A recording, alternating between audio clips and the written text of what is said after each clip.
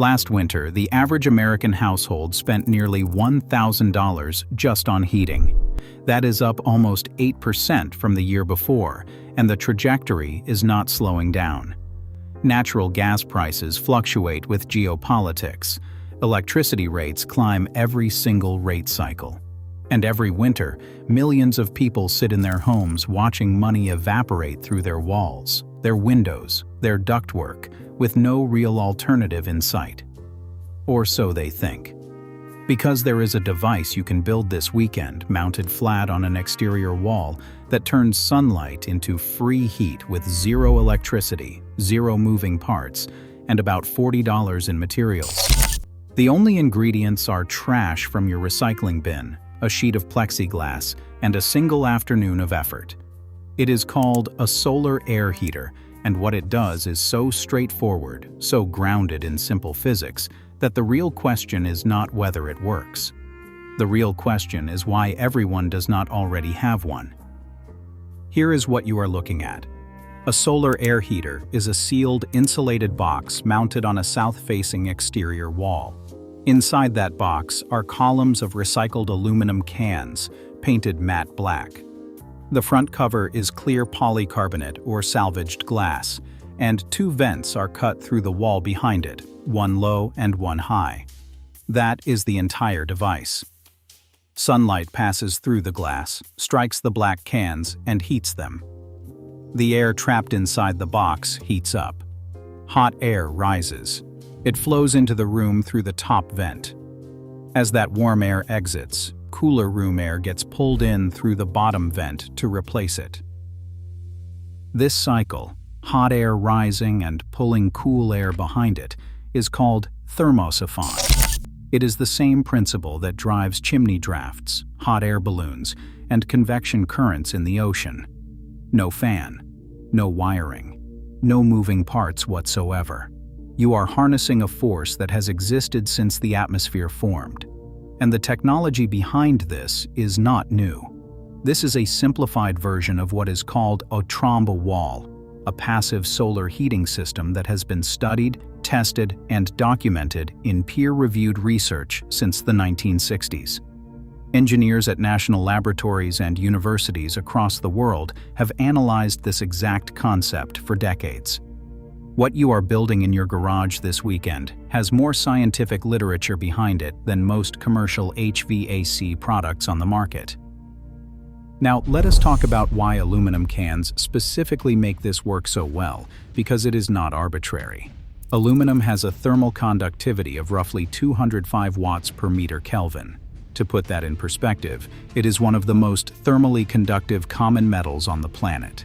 Every single can in your collector is acting as a miniature heat exchanger, absorbing solar radiation on its outer surface and transferring that energy to the air passing through its hollow interior almost instantly. But it goes further than that. The cylindrical shape of a can provides roughly 3 times more absorber surface area than a flat plate occupying the same footprint. If you simply laid a flat sheet of black metal inside the box, you would capture some heat. But by stacking cylinders, you are tripling the surface area that contacts the airstream without increasing the size of the collector. And here is where it gets genuinely clever. When you cut star shapes or perforations into the tops and bottoms of the cans before stacking them, you create turbulence inside the columns. The air does not just drift smoothly through the tubes. It swirls, it tumbles, it contacts the hot aluminum walls over and over again as it moves upward. This turbulent airflow dramatically improves heat transfer between the metal and the passing air. It is the same principle that makes a car radiator work, and it is why these homemade collectors punch so far above their weight class. Peer-reviewed studies from multiple universities have tested these recycled can collectors under controlled conditions and measured thermal efficiencies between 45 and 79%. That means up to 79% of the solar energy hitting the glass gets converted into usable heat delivered into the room. Commercial solar air panels costing 10 times as much struggle to beat those numbers. Output air temperatures of 120 to 130 degrees Fahrenheit are routinely documented. That is air hot enough that you can feel it across the room, pouring steadily out of a vent in your wall, generated by nothing but sunlight and soda cans. So let us build one. Here is exactly what you need and what it will cost. 60 to 80 aluminum cans, which are free. You probably have half of them in your recycling bin right now. 2x4 lumber for the frame, $10 to $15. A sheet of clear polycarbonate, or a salvaged glass door or window if you can find one, $10 to $20. 1 can of matte black high-heat spray paint, $5 to $8. Silicone caulk and screws, about $5. And a sheet of rigid foam insulation for the back of the box, roughly $5. Total cost, right around $40. And that is if you buy everything new. If you scavenge the glass from an old storm door or a discarded window, you can shave that number down even further. The build starts with the cans. Wash them out, then cut out the tops and bottoms. A utility knife or tin snips work fine, but a hole saw in a drill makes it fast and consistent. Before you stack them, cut small star shapes or triangular tabs into the cut ends and bend them inward. These create the turbulence that improves heat transfer. Stack 8 to 10 cans per column and bond them together with high-temperature silicone or with small rivets.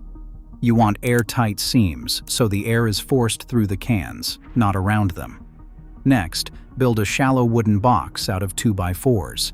The size depends on your available wall space, but a standard build is roughly 4 feet by 8 feet.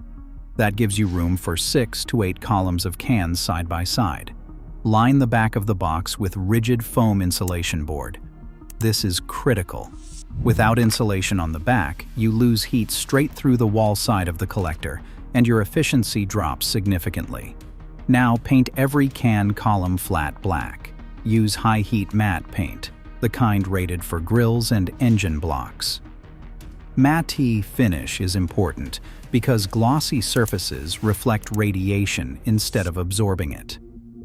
Mount the painted can columns vertically inside the box, evenly spaced. Seal the gaps between the columns and the box walls with silicone so air can only travel through the cans, not around them. Then seal the polycarbonate or glass cover onto the front of the box. Polycarbonate is lighter, more impact resistant, and transmits solar radiation well. Glass works too, especially salvaged double pane units, but it is heavier and more fragile. Now for the wall integration. This is the part that makes people nervous, but it is simpler than it sounds.